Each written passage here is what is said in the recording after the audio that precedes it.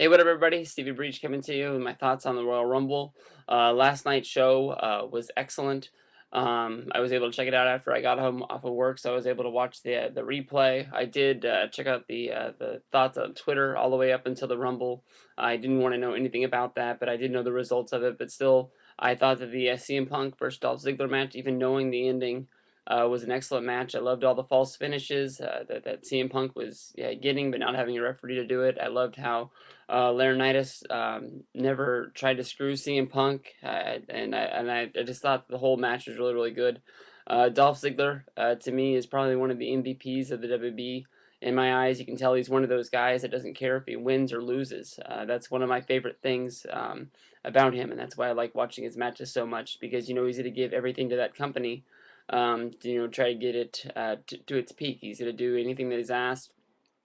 Some reviews that I watched last night and this morning were people saying that he shouldn't took the finisher from Karma because he was so high up on the card. They should have had some jobber take it. But I think that was one way of really getting her over, and it's just proof that if you're told to do something, just go out there and do it, and do it right and get it over, and that's all you have to do. No one is really going to think about this today or tomorrow. It's not going to hurt his stock at all. Dolph Ziggler is still one of the guys putting on the best matches in the WWE, and one move from Karma's not really going to kill it. And in the end, he's the guy that got her eliminated anyways. But um, I think wrestling needs more guys like that. And I think now that a lot of the older veterans are getting, out of the way, I think more guys out there are doing what they're told. And I think that's, the way wrestling should be. So that actually you could have the booking committee or the writing people, they would be able to put the show out there instead of people going out there and say, I'm not going to do that.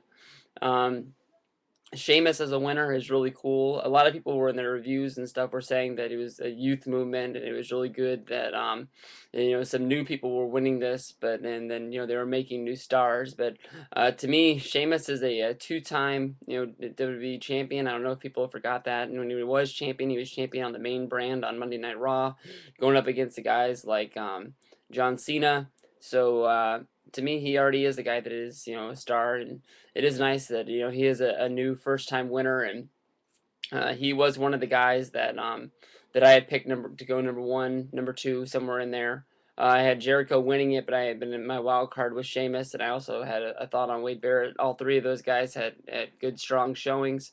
It's really cool when you have your number one and your number two guy battling out into the end. And I think a lot of people really thought Jericho had it in the bag. I was one of those guys, and I was really surprised when he did drop it, but. And that's another good thing about Jericho. He's one of those guys like Ziggler. He's not going to put his foot down and say, I'm not doing this, I'm not doing that. And I thought it was really good.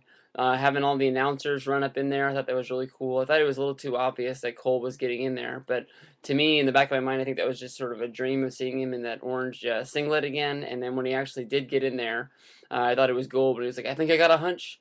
And then he got get going in there. His face when he saw Karma coming down to the ring was pretty cool. I think that Hacksaw coming in, I think Hacksaw should be always one of those legends that gets into the Rumble, because he's a first-time winner and everything. But I think that they could use more legends like last year. I was very, knocking about using guys like Booker T and Kevin Nash because I thought they were going to bring him in as full-time wrestlers and add him on there. But Booker's had a real good year on the mic. I really enjoy him. And I enjoy having him on Raw. Kevin Nash in the long run had a pretty good run with WB. If he's done or not, or if they use him at Mania, it's good to have him back in the family. But I wish they would have used more legends to come back. There was that small talk about people believing that Batista was coming back, but I'm not sure that this is the time to bring back Batista because then you have to find out something for him to do at WrestleMania, and you don't want to just throw something together. And I don't really think anything for him is in the works right now, but as soon as Big Dave comes back, it is, got to be better. Swagger had a good run in there, getting there. He always gets a low number. He's always like 23, 25, 27 in there. When Big Show came in at number 30, I thought that was a good thing. The one thing that they said before this Rumble that didn't really make sense to me, that I thought they were going to throw a swerve out there, was that every superstar was eligible for the Rumble. I didn't know if that meant they were going to use every guy in there. There was lots of names out there: Tyson Kidd, Heath Slater, I'm just throwing names off the top of my head that were there was no John Cena, no Kane. They had that brutal match in there, so that it wouldn't have made sense for them to hobble on down there at the end. But I mean, there was a lot of names on the roster, and then you had like one of the Usos come in, but the other one didn't come in. So I mean, like he came out and he gave the guy a high five and gave him good luck as he went down to the ring.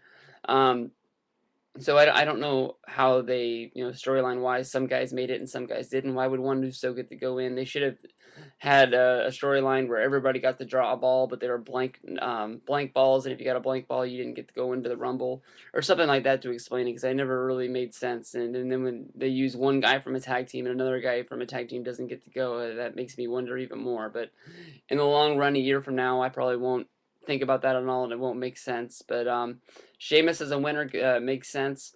I don't know what they're gonna do with John Cena now, because the Elimination Chamber for Monday Night Raw is gonna be a number one contenders match, so you can't put um, Cena in there, so more than likely the Cena versus Kane storyline is going to continue. So now you have to find, six guys from the brand to go into the chamber.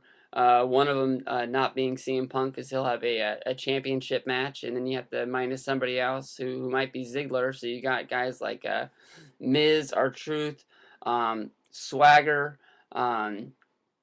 There's half of the guys. Who's the other guys that are going to go in there? It's not good when I can't name six of the main guys on Monday Night Raw to go into the Elimination Chamber for a shot at WrestleMania. There's nobody like John Morrison who's at the top of the card anymore. You don't want to put a guy like Riley in there. So I don't know. You guys think of the six guys? Maybe leave them down in there in the comments below, because I have no clue. Right now I'm gonna eat some macaroni and cheese, and I'm gonna run out the door and make sure I'm not late for work. But Monday Night Raw will be fun. I'll be checking it out on Twitter, and I'll be downloading and watching the show when I get home. So here we go. Royal Rumble, road to WrestleMania. Let's roll.